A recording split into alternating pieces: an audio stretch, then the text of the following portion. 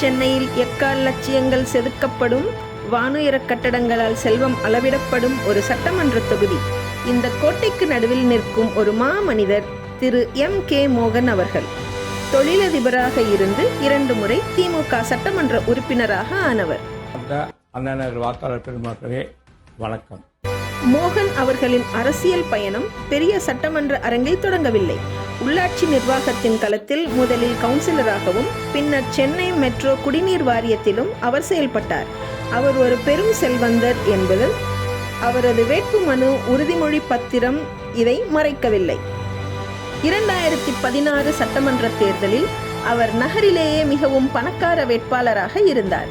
அப்போது அவரது சொத்து மதிப்பு சுமார் 170 கோடி என்று அறிவிக்கப்பட்டது.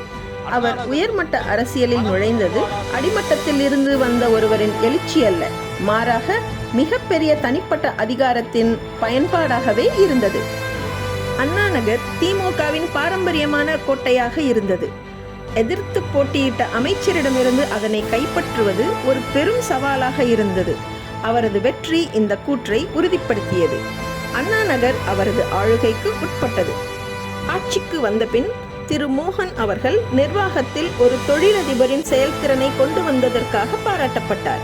அவர் எளிதில் அணுகக்கூடியவர் என்று அறியப்பட்டார். ஒவ்வொரு வார்டுக்கும் தனி தேர்தல் அறிக்கை மற்றும் குடிமக்கள் புகார்களுக்கு ஒரு கட்டணமில்லா எண்ணை அவர் உறுதியளித்தது உள்ளூர் அரசியலில் ஒரு தனித்துவமான நகர்வு. போக்குவரத்தை சீரமைத்தல் மற்றும் பல்வேறு தரப்பு மக்களை கொண்ட தொகுதியில் சேரி மறுவாழ்வு மற்றும் கால பிரச்சனைகளுக்கு அவர் அளித்த தீர்வுகள் வெளிப்படையாக தெரிந்தன. உள்ளூர் இணைப்பு மற்றும் அவர் செய்த வளர்ச்சி பணிகளுக்கு சான்றாக 2021ஆம் ஆண்டு அண்ணாநகர் தொகுதியை அதிகரித்த பெரும்பான்மையுடன் மீண்டும் கைப்பற்றி தனது அரசியல் செல்வாக்கை உறுதிப்படுத்தினார். ஆயினும் பிரம்மாண்டமான செல்வமும் அரசியல் செல்வாக்கும் ஒரு நிழலை உருவாக்கியது. அவரது வணிக பேரரசு தொடர்பான செய்திகளிலிருந்து அவரது பெயர் விலகி இருந்ததில்லை. செல்வாக்கு செலுத்துதல் பற்றிய தொடர்ச்சியான கிசுகிசுக்களும் மகத்தான செல்வம் காரணமாக தவிர்க்க முடியாத சர்ச்சைகளும் அவரது எதிர்ப்பாளர்களுக்கு தீனியாகவே அமைந்தன.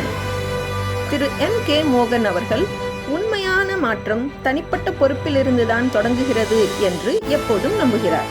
பாராட்டு அல்லது ஆதரவை எதிர்பார்க்காமல் தன் சொந்தமாக சம்பாதித்த பணத்தை பயன்படுத்தி தேவையுள்ளவர்களுக்கு அவர் அமைதியாக உதவி செய்து வருகிறார். பின்தங்கிய குடும்பங்களுக்கு அத்தியாவசிய தேவைகளை வழங்குவதிலிருந்து கல்வி மற்றும் மருத்துவ உதவிகளை ஆதரிப்பது வரை அவரது சேவை முழுவதும் கருணையால் இயங்கப்படுகிறது. M.K. மோகன் அவர்கள் தனித்துவமாக அவரது சேவையின் அளவு அல்ல, அதற்கு பின்னால் இருக்கும் நேர்மையான மனப்பான்மைதான். எந்த எதிர்பார்ப்பும் இன்றி தன்னலமின்றி கொடுப்பது.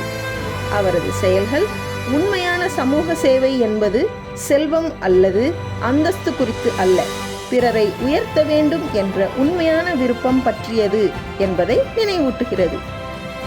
இந்நிலையில் 2026ஆம் ஆண்டு சட்டமன்ற தேர்தலின் உத்தேச பட்டியலில் அண்ணாநகர் தொகுதியின் வேட்பாளராக திரு கார்த்திக் மோகன் அவர்களின் பெயர் இடம்பெற்றுள்ளது என்று ஊடகங்களில் பரவி வருகிறது.